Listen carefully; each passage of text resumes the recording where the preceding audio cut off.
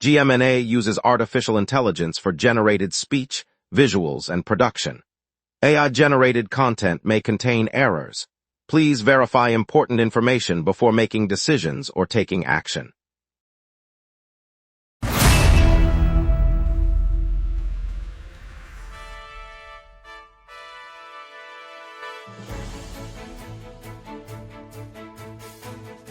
Live from the GMNA News Center, this is the Lunch Break News Hour. Good afternoon, I'm Jordan Parker. A tragic e-scooter collision in North York claimed a 60-year-old's life, while former Liberal MP Nate Erskine-Smith announced his run for the Beach's East York Council seat. Expect heavy traffic near BMO Field for tonight's Toronto FC match and Nespresso Canada's new Sherway Gardens boutique. Nathan, what do you make of that? Heritage Toronto is launching a weekly Plaque Fridays video series, highlighting historic Toronto plaques each Friday on their website and social media platforms. The inaugural episode will feature the St. Lawrence Market plaque, and the series plans to showcase a new site weekly for the next 12 months. Videos are produced in partnership with the City Archives, run about 3 minutes long, and include subtitles in both English and French for broader accessibility. We've got plenty ahead, so stay tuned. It's time to get started and dive into today's stories with fresh insight. Here are our top stories. A 60-year-old man died Sunday morning in North York after his e-scooter collided with an open car door, officials said. Police are investigating the incident. Dev Showri has the full story. An elderly rider lost his life Sunday morning after his e-scooter slammed into the open door of a parked car in North York. Police say the 60-year-old man was riding along a residential street when a vehicle's driver left the door ajar. The scooter struck the door, sending the rider to the ground with severe injuries that proved fatal at the scene. Officers arrived quickly, securing the area and confirming the victim's identity.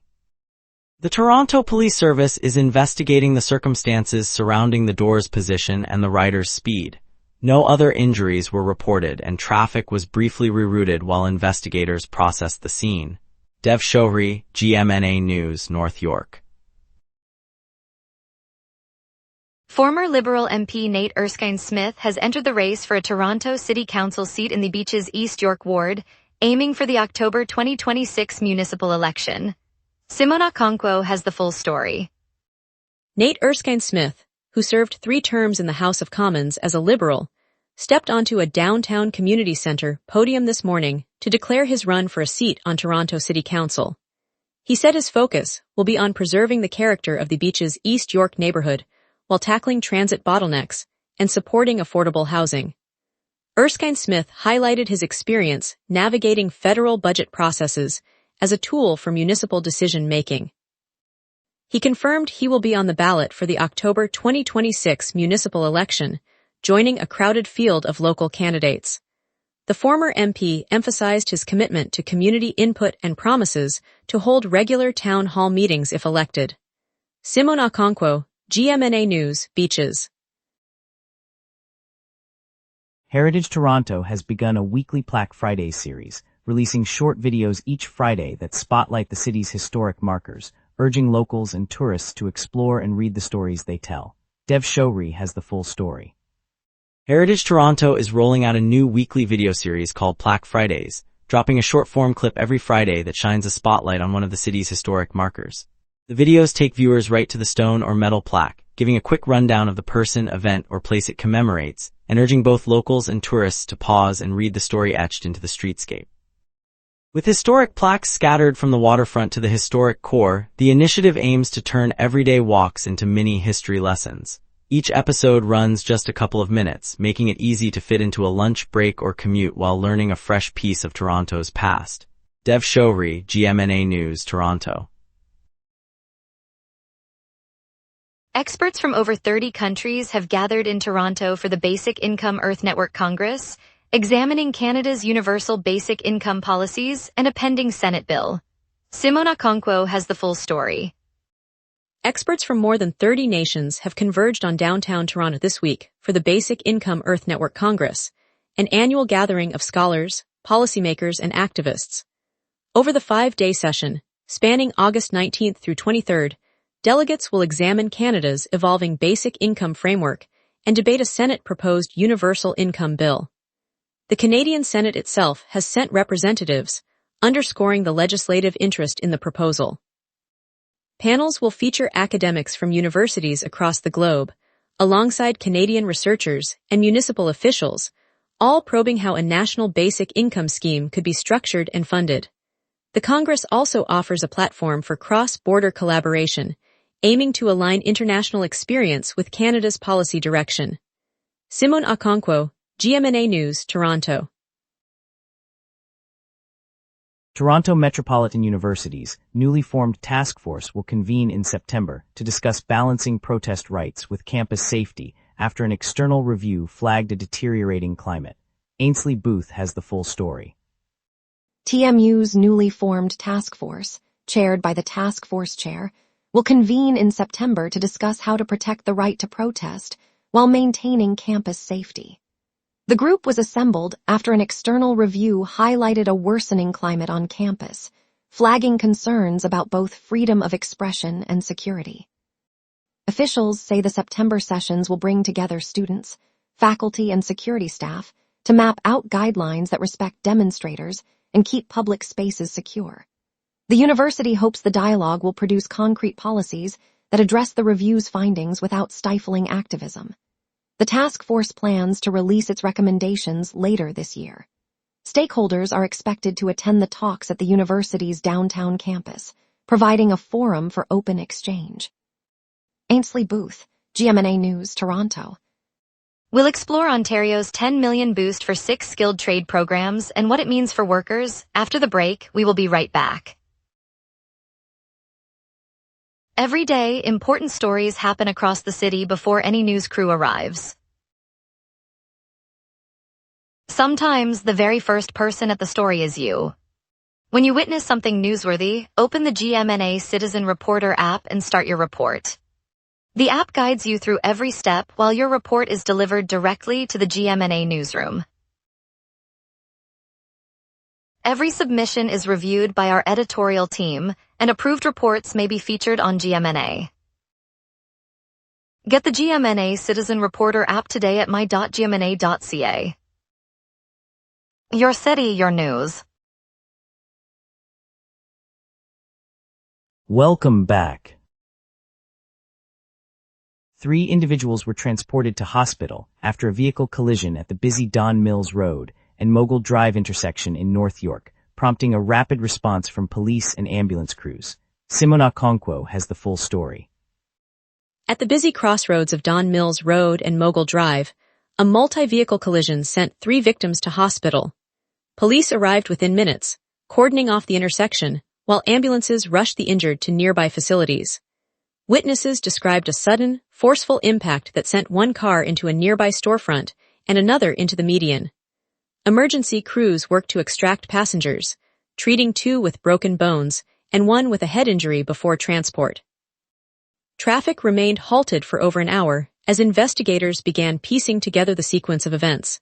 No arrests have been announced, and authorities are still gathering statements from drivers and onlookers. Simone Okonkwo, GMNA News, Don Mills. Ontario will issue a request for proposals to create or expand 78 primary care teams, targeting 600,000 residents, part of a push to attach Ontarians to primary care by 2029. Simone Okonkwo has the full story.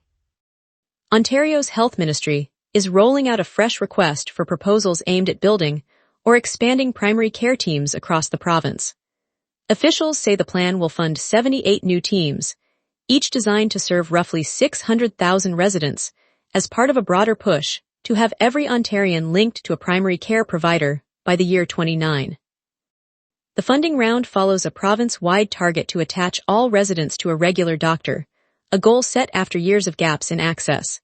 Health officials anticipate that the new teams will fill shortages in both urban and rural communities, offering a mix of doctors, nurses, and allied health professionals to streamline care delivery. Simone Okonkwo, GMNA News, Toronto. Ontario is investing $10 million into 6 new skilled trade training programs through its Skills Development Fund, aiming to expand the province's workforce. Ainsley Booth has the full story. The province is pouring $10 million into 6 new skilled trade training programs under the Skills Development Fund. The initiative aims to give workers across Ontario access to apprenticeships and classroom instruction in fields like welding, electrical work, and carpentry. Each program will partner with community colleges and trade unions to deliver hands-on experience and certification pathways. Funding will cover tuition, tools, and mentor stipends for the first 2 years, with the goal of boosting the province's skilled trade workforce as demand rises in construction and manufacturing. Officials say the rollout begins this spring, with enrollment opening to residents who meet basic eligibility criteria. Training sites will be spread across major centers such as Toronto, Ottawa, and Hamilton, ensuring regional reach. Ainsley Booth, GMNA News, Toronto. The Canadian Civil Liberties Association and the Criminal Lawyers Association have filed a constitutional challenge to Ontario's newly introduced cash bail system, claiming it violates rights. Dev Shouhri has the full story. Ontario's new cash bail regime, rolled out this summer, allows judges to set a monetary condition for release pending trial. The Canadian Civil Liberties Association and the Criminal Lawyers Association have filed a constitutional challenge, arguing the policy breaches rights guaranteed by the Charter. Their lawsuit seeks a court ruling that the requirement to pay for freedom is unlawful and asks that the bail provisions be suspended while the case proceeds.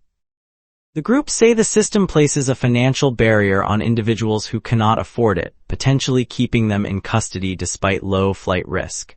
The challenge will be heard later this year, adding a legal test to the province's recent reforms.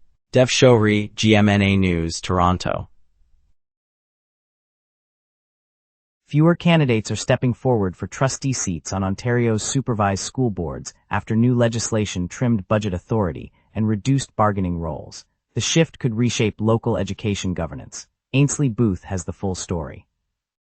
Fewer people are stepping forward to run for trustee seats across several Ontario school boards this election cycle. The dip follows a new provincial law that trims trustees' duties, stripping most English language boards of budget-setting power, and largely eliminating their role in collective bargaining negotiations. With those levers gone, the position has become less attractive to community members who previously saw it as a way to shape school funding and labor agreements. Boards that once attracted a full slate of candidates now list only a handful, leaving some seats unfilled as the filing deadline approaches. The shift marks a noticeable change in local education politics. The race is shaping up quickly. Ainsley Booth, GMNA News, Toronto. Now let's get a look at your afternoon forecast with our meteorologist coming up next. A southwest jet stream surge is pushing warm, humid air into the city, setting the stage for late evening showers. On this date, Toronto once reached a scorching 30.8 degrees Celsius in 2021, a record set during a persistent heat wave that pushed daily highs into the mid-30s across the province. The opposite extreme fell to 13.1 degrees Celsius in 2023, when an abrupt Arctic dip chilled the city into an unseasonal cold snap. By contrast, the climate normal for August hovers around 22 degrees high and 15 degrees low, making today's mild 21-degree reading feel comfortably between the extremes. The live radar shows a band of rain moving eastward across southern Ontario, currently positioned over Lake Ontario. With the southwest jet streaming at 175 kilometers per hour, the cells are being accelerated toward the Greater Toronto area and will arrive just after 6 p.m., peaking shortly thereafter before the system exits to the east by 9. The map is otherwise clear, confirming a dry morning as we transition to the evening outlook. At noon, the city sits at 19 degrees Celsius under a clear sky, humidity near 89% and a dew point of 18 degrees, indicating a moist layer close to the surface.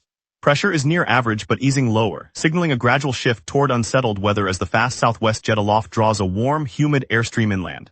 Temperatures will climb to 23 degrees by mid-afternoon before slipping back to 22 as clouds thicken near sunset. The UV index reads 6 and winds remain modest from the west at 10 kilometers per hour, rising only to 13 at peak. No weather alerts are in force. Expect the rain band highlighted on radar to arrive after 6 p.m., linger briefly, then clear by 9, leaving a cooler night. Looking ahead, Thursday remains dry with a high of 23 degrees and a low of 15, the sky staying clear as high pressure holds. Friday follows a similar pattern, climbing to 24 degrees before dipping to 16 at night, still under clear skies. Saturday introduces the first chance of rain. A weak frontal wave will bring a 60% probability of showers, pushing the high to 23 and the low to 17, with clouds dominating the day.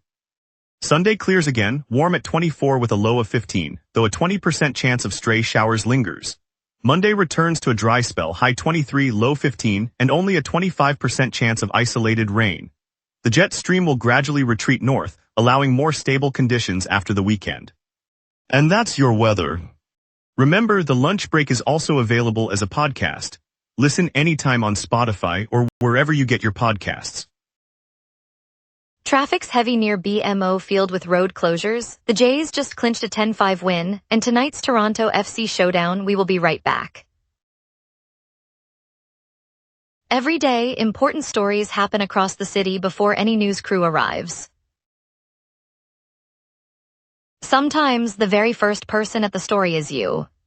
When you witness something newsworthy, open the GMNA Citizen Reporter app and start your report. The app guides you through every step while your report is delivered directly to the GMNA newsroom. Every submission is reviewed by our editorial team, and approved reports may be featured on GMNA. Get the GMNA Citizen Reporter app today at my.gmna.ca. Your city, your news.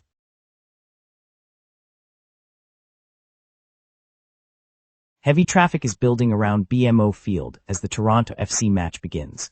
All lanes on the Gardiner are slowed, and Lake Shore Boulevard backs up for several blocks. Drivers heading east on the Don Valley Parkway should expect a 3-kilometer queue as vehicles merge from the stadium lot. Eglinton Avenue West remains closed between the Humber River Recreational Trail and Emmett Avenue, forcing detours onto St. Clair and Weston. Yonge Street is shut from Dundas Street west to Shooter Street, so north-south traffic is rerouted onto Bay and College. Falk Avenue is also closed between Edgware Drive and Alkin Avenue, with traffic directed onto Dufferin. Aside from these hotspots, most arterial routes, including the 401, Queen Street and the Gardiner eastbound, are moving at normal speed. Expect the stadium congestion to linger into early afternoon, then traffic should ease. The TTC's early night time shutdown of Line 1 begins after rush hour, so it does not affect today's commute. Toronto FC takes on Charlotte FC at BMO Field this afternoon. A must-see showdown for any MLS fan and a chance to see the home side push for playoff positioning. Across the same venue, Canada's women's rugby squad faces England in the WXV tournament, a high-stakes clash that could reshape the world rankings and give Canadians a shot at toppling a powerhouse. Looking ahead, Ed Sheeran lands at Rogers Centre tomorrow on his Loop tour, promising a night of chart-topping hits, surprise acoustic moments, and a sing-along atmosphere that will fill the city's biggest arena. And starting tomorrow through Sunday, Sankofa Fest lights up Sankofa Square, a 3-day celebration of African history, art, and music, with food trucks, dance workshops, and film screenings turning the neighborhood into a vibrant street festival. Those are the top stories shaping today's lunch break from field to stage. And now here's Marcus with sports. Toronto's baseball buzz builds as the Jays swing into a pivotal stretch. Alejandro Kirk's 2-run blast in the third ignited Toronto's offense, propelling the Blue Jays to a 10-5 victory over Tampa Bay at Tropicana Field. The win not only adds another series triumph, but also reinforces the lineup's power surge as the stretch run approaches. 5 clubs entered the American League wildcard chase with 61 wins, but the Blue Jays vaulted into the leading trio by securing win number 62. That move keeps Toronto squarely in the mix and forces rivals to tighten their schedules as the race tightens. Following another dominant performance against Tampa Bay, the Blue Jays are shaping a new identity anchored by Kirk's hot streak and a smothering pitching staff. The recent surge signals a cultural shift, suggesting Toronto will rely on balanced offense and depth to sustain momentum. Keep your eyes on the rotation as the chase heats up. Thanks, Marcus. Jordan Parker, Nespresso Canada's newly redesigned boutique in Etobicoke's Sherway Gardens opens today, showcasing the brand's latest concept in one of its most established Toronto locations. Inside, sleek self-selection stations let shoppers wander at their own pace, tasting and choosing from a curated range of coffees, while trained baristas stand by to offer personalized advice. The upgrade turns a routine coffee run into an interactive experience, encouraging neighbors to linger longer and discover new flavors together. It's a fresh spark for the Sherway Gardens community, reinforcing the mall's reputation as a lifestyle hub. For Toronto, it's another reminder that great coffee can bring people together one cup at a time. I love stopping by for a quick espresso break. York police have charged a man in 2 Richmond Hill youth assaults, plus a new cell phone impersonation scam warning. Stay tuned. Every day, important stories happen across the city before any news crew arrives. Sometimes, the very first person at the story is you. When you witness something newsworthy, open the GMNA Citizen Reporter app and start your report. The app guides you through every step while your report is delivered directly to the GMNA newsroom. Every submission is reviewed by our editorial team, and approved reports may be featured on GMNA. Get the GMNA Citizen Reporter app today at my.gmna.ca. Your city, your news.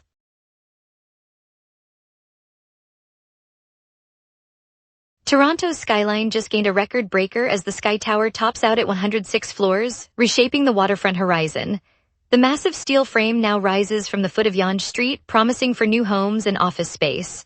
Carl Dumont is there. Carl Dumont. Thanks, Jordan Parker. I'm standing at the foot of Yonge Street, the eastern waterfront humming with the scent of fresh paint and steel. Below me, the skeletal frame of the Sky Tower rises like a giant steel spine, its concrete core already capped at 106 stories. Workers in orange vests are tightening the final bolts on the crown, while a crane swivels a glass panel into place, catching the lake's sunrise. Mayor Olivia Chow steps up to the ribbon, flanked by Pinnacle International executives and community leaders, their smiles reflected in the polished steel. Inside, crews are already prepping for a restaurant on the 106th floor that will overlook the city's skyline.